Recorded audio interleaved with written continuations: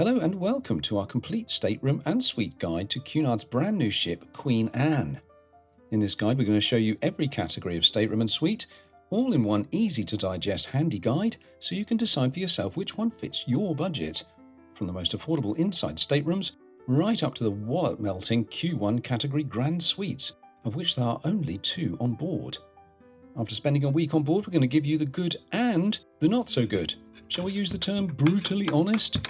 Nah, we don't approve of any form of brutality, not on this channel. So let's take a look at what's on offer on board the first Cunard Queen to be launched in 14 long years. There are technically 28 stateroom and suite categories, but they can be broadly categorized into these 6 main headings.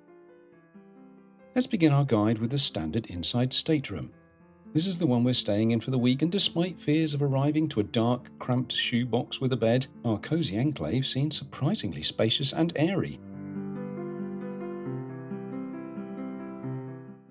It has all the main styling cues and features of the larger stateroom categories, including some Art Deco-style bedside table lamps and this feature-round backlit mirror, illuminating the rather nice wallpaper surround behind it. In this drawer is a hairdryer. There are good hairdryers, there are bad hairdryers, and there's this. Helen has taken to standing by the galley vents to dry her hair, rather than sitting here for 3 hours while this little thing gently breathes on you. It's quite useless.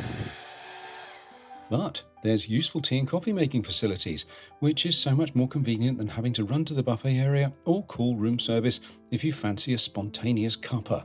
We all love them, don't we? The fridge is empty, which we prefer, so you can store what you like in there without having to remove minibar items you're never intending to buy. Also, we love the abundance of electrical sockets throughout the room. A pleasing mix of UK, Euro, US, and the addition of USB-A and USB-C sockets, including a handy assortment either side of the bed. We'll feature them here, but you can be assured this plentiful power provision is replicated throughout the other categories. The wardrobe storage space is adequate and includes a large enough safe for MacBooks, iPads, and all the family jewels your travel insurance will cover.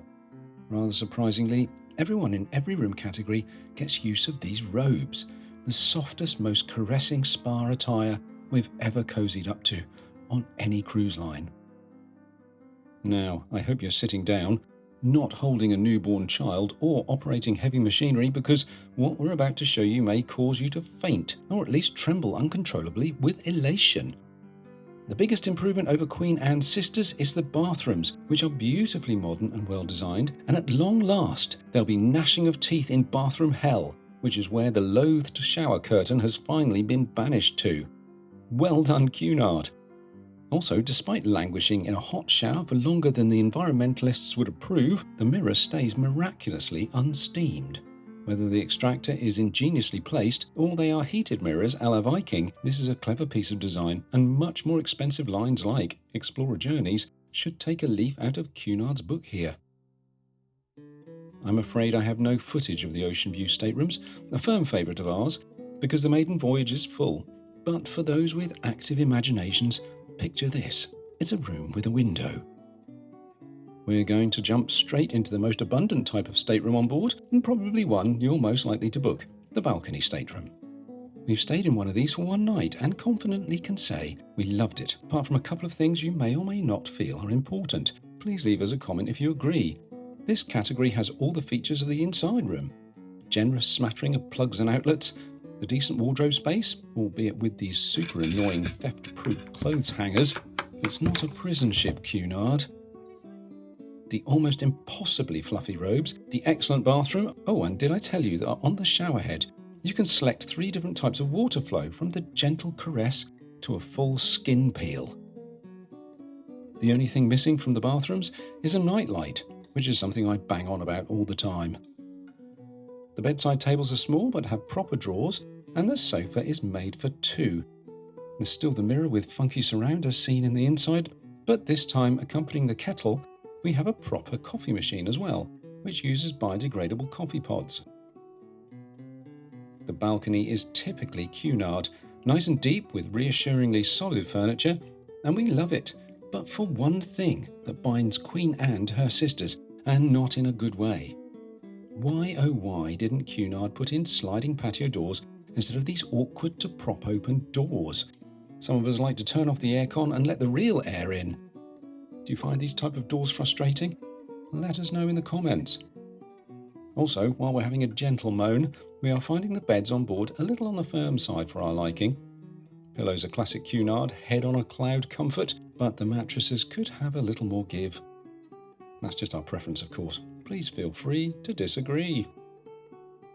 It's time to get in the priority boarding lane because we're moving up to Cunard Suite class now, called Grills, a name first given to their suite class way back in 1936 on the original Queen Mary.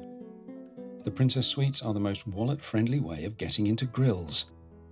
The suite is much deeper than a standard balcony, offering an extra 65 square feet of space, another large TV in the seating area to accompany the one directly opposite the bed, and a bathroom with a slightly different layout to the standard.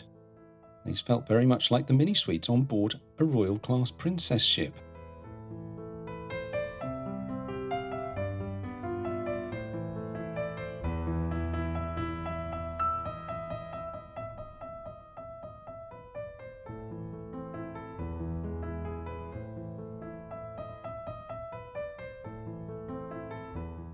Queen's Grill is the top level of luxury on board any Cunard Queen, and Queen Anne is no exception, taking Grill's luxury even further than before.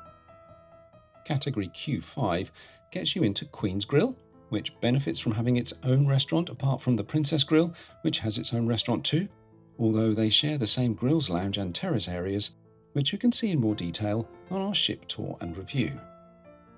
Q5 suites are at the aft or back of the ship, and give you some pretty gorgeous and dramatic wake views. But being right at the rear might not appeal to some, and if movement of the ship is important to you, then we recommend always seeking out a midship suite first, where you'll get a more balanced experience in playful seas. Queen's Grill gets you separate living accommodation from the bedroom, a full bath in the bathroom, and much more wardrobe storage.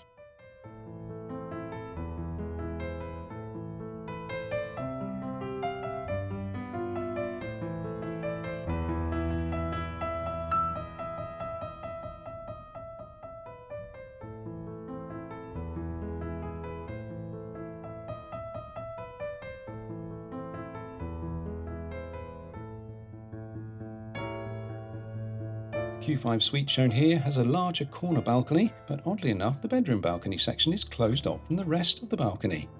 You can open it up though.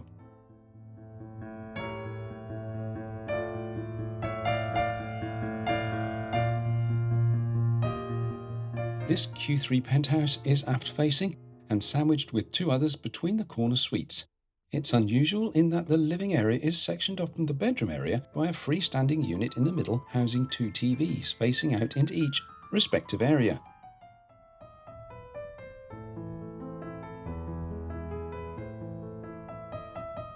We like this setup a lot, and although the space felt quite compact for a queen suite, they've used it well and we prefer the open plan feel to having lots of little rooms.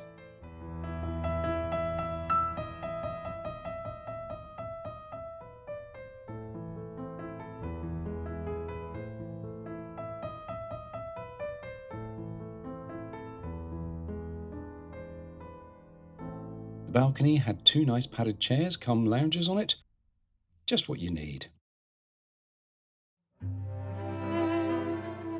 Finally, we bring you the Grand Suite, the palatial Q1 mega suite for only two lucky, and unashamedly affluent, pairs of guests. There's a double sofa bed for a third and fourth guest if you want to bring family or split the cost, but if we could afford it, we'd banish the kids to steerage. After all, at this level, anything below Q1 is steerage. And we'd swan around in our fluffy robes all day while the butler polishes our Methuselah of Dom Perignon.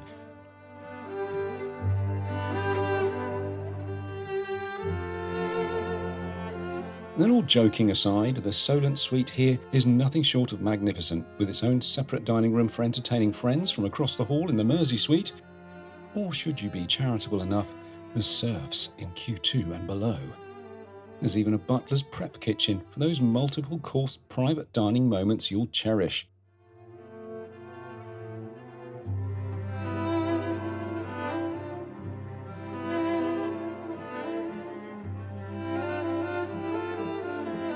The bedroom is equally as wonderful, and there's plenty of hanging space for your designer garment choices and shoe racks for your extensive collection of box fresh Yeezys you can bring with your unlimited luggage allowance. Just take a look at this bathroom, one of the most stunning we've seen at sea. You'd simply never want to get out of that bath, well, only long enough for the butler to refresh the water with newly scented bubbles and the ice bucket with deliciously fizzy ones.